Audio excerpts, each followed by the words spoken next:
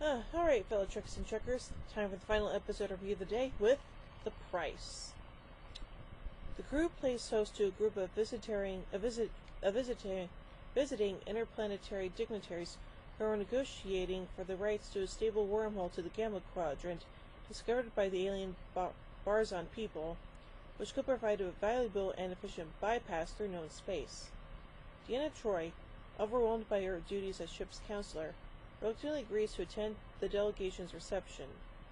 She meets Devyani Ral, secretly a fellow empath and negotiator for one of the groups.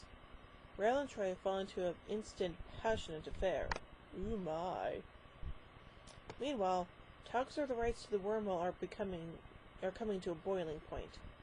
Resolved to achieve success and take over the rights, the Ferengi incapacitate the Federation representative, Seth Mendoza. Captain Jean-Luc Picard selects First Officer William Riker to replace Mendoza in representing the Federation's interests. Riker recommends that the USS Enterprise conduct an exploratory expedition into it before committing the Federation to a binding contract. Picard agrees and orders Chief Engineer LaForge and Second Officer Data to take a shuttlecraft into the wormhole. In an effort to prevent being outdone, the Ferengi send in a shuttle of their own. The two craft are surprised to find themselves in the Delta Quadrant. And as they monitor the wormhole, LaForge and Data agree that while the other end of the wormhole may be stable, this end is not, making the wormhole worthless. Further, they detect signs that this end of the wormhole may move soon. The two try to warn the Ferengi about this before they return through it, but the two Ferengi remain steadfast. The Ferengi are shocked when the wormhole vanishes in front of them, stranding them in the Delta Quadrant. And it could be worse, it could be an entire starship in there, like, I don't know, the Voyager. Meanwhile, on the Enterprise, negotiations for the wormhole continue, as well as the sparks between Troi and Ral.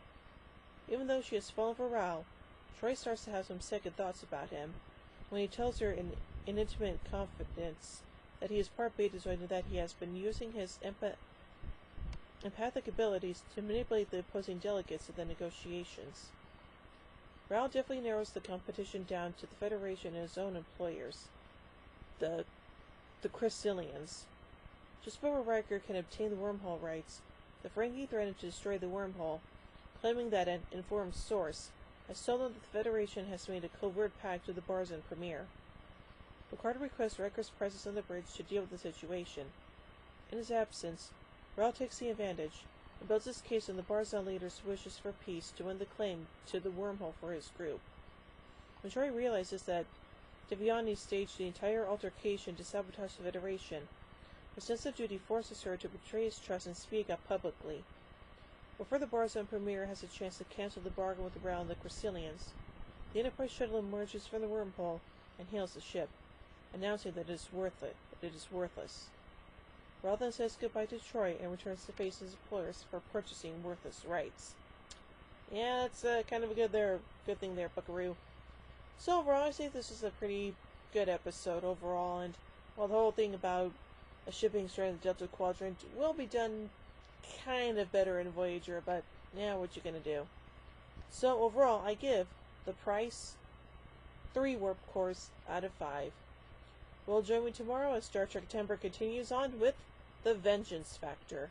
So, until then, live long and prosper, everybody.